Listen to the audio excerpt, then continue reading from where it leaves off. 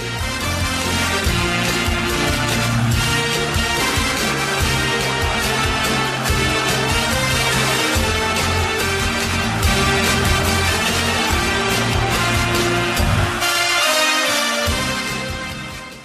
volante Bobadilla voltou a ser titular de São Paulo após perder seu primeiro jogo na temporada na vitória por 2-1 sobre a Ponte Preta com edema na coxa direita. Esse foi apenas o quarto jogo sem o Paraguai desde que Crespo voltou ao São Paulo em 43 partidas atrás. Bobadilla ficou fora de 2 partidas, suspenso por 3 cartões amarelos no Brasileirão do ano passado contra Botafogo e Vitória. Ele também ficou ausente de uma partida contra o Grêmio por não conseguir voltar a tempo quando o Paraguai disputou amistosos contra Japão e Coreia. Em todas as outras partidas, Bobadilla ou foi titular ou entrou no decorrer do jogo. Foram 32 jogos como titular e saindo do banco de reservas. Sempre que esteve à disposição de Crespo, foi utilizado. Nessa temporada foi titular em 9 dos 12 jogos e cresceu de produção após Crespo solidificar o trio de meias com ele, Danielzinho e Marcos Antônio. Menos badalado do que os outros dois, Bobadilla ocupa a faixa direita do campo no triplé. Bobadilla completou no último sábado seu jogo de 99 com a camisa de São Paulo e já se tornou o paraguai que mais vestiu a camisa tricolor. Antes da chegada de Crespo, o São Paulo via Bobadilla como um dos seus principais ativos na janela de transferências do início do ano. Em crise financeira, o São Paulo estava disposto a ouvir ofertas pelo paraguaio. No entanto, após ser utilizado pelo argentino em quase todos os jogos e com dificuldades no mercado, o São Paulo decidiu segurar o jogador para não tirar uma peça importante do elenco. Agora a ideia é esperar para ver como será o desempenho de Bobadilla na Copa do Mundo e também como o mercado vai reagir. O volante vai seguir os passos do pai, o goleiro Aldo Bobadilla, que jogou as Copas do Mundo de 2006 e 2010 com a seleção do Paraguai.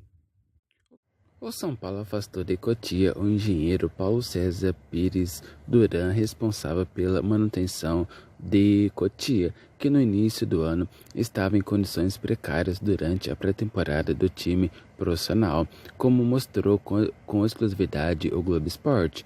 Duran é sobrinho do ex-diretor de futebol e conselheiro do clube, Carlos Belmonte. O profissional deve ser realocado no Morumbi ou demitido pelo clube. Ele faz parte da equipe de Eduardo Rebouças, diretor de patrimônio do São Paulo, e é o responsável pela estrutura do clube em Cotia. O Globo Esporte ouviu que o engenheiro foi indicado pelo então diretor Carlos Belmonte, que não respondeu aos contatos da reportagem para dar sua versão sobre o tema.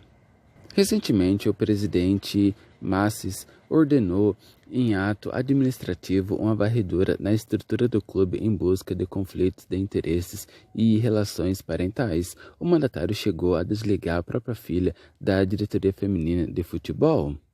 O campo principal de Cotia estava repleto de buracos, areia e até mesmo cogumelos durante o período em que o time profissional o utilizou durante o início do ano. Diversas placas de publicidade estavam rasgadas, quebradas e desbotadas. Um banco de reservas estava escorado por uma madeira para não desabar, enquanto outros tinha um cacho de abelhas. Fontes de Cotia afirmam que os demais campos estavam em condições melhores. Porém, o time profissional optou por treinar no gramado principal do estádio, que estava em reformas. Vivendo uma ótima fase e acumulando 7 jogos de invencibilidade, o São Paulo garantiu vaga na semifinal do Paulistão no último sábado ao vencer o Red Bull Bragantino. O técnico Crespo celebrou o momento positivo, mas evitou confirmar o time titular do São Paulo para a sequência da temporada.